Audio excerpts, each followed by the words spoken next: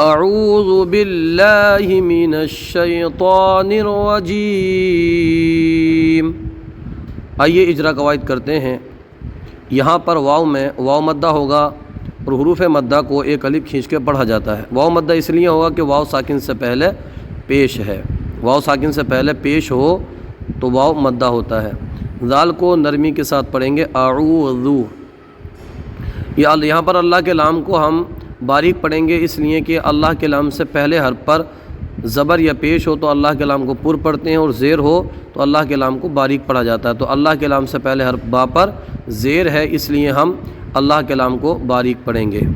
یہاں پر یا لین ہوگا، یا لین کو یا واو لین کو، حروف لین کو بغیر کھینچے بغیر جھٹکا دیے نرمی سے معروف پڑھا جاتا ہے۔ یا لین اس لیے ہوگا کہ یا ساکن سے پہلے حرف پر زبر ہے، اور یا ساکن سے پہلے زبر ہو تو یا لین ہوتا ہے۔ یہاں طا کو ہم پر پڑھیں گے، اس لیے کہ طا حروف مستعلیہ میں سے ہے، اور حروف مستعلیہ کو ہمیشہ پر پڑھا جاتا ہے۔ یہاں الف میں مدہ ہوگا، الف سے پہلے حرف پر زبر ہو تو الف مدہ ہوتا ہے، اور حروف مدہ کو ایک الف کھینچ کر کے پڑھا جاتا ہے۔ یہاں ہم را کو پر پڑھیں گے، اس لیے کہ را پر زبر یا پیش ہو تو را کو پر پڑھا جاتا ہے۔ یہاں پر یا میں یا ساکن ہے تو اس میں یہاں پر یا مدہ ہوگا، یا کو ایک الف کھینچ کر کے پڑھیں گے۔ یا ساکن سے پہلے حرف پر زیر ہو تو یا مدہ ہوتا ہے۔ یہاں پر رجیم اگر ہم یہاں وقف کریں گے تو وقف کرنے کی صورت میں یہاں پر مد عارض کا قاعدہ ہوگا، اس لیے کہ حروف مدہ کے بعد عارضی سکون ہو، یعنی وقف کی وجہ سے کوئی حرف ساکن ہو جائے تو مد عارض ہوتا ہے۔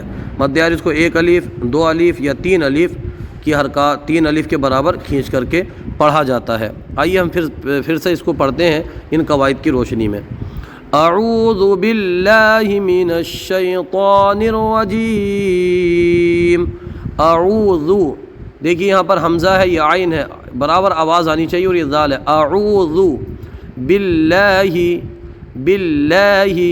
من الشیطان الرجیم، من الشیطان الرجیم۔ اعوذ باللہ من الشیطان الرجیم۔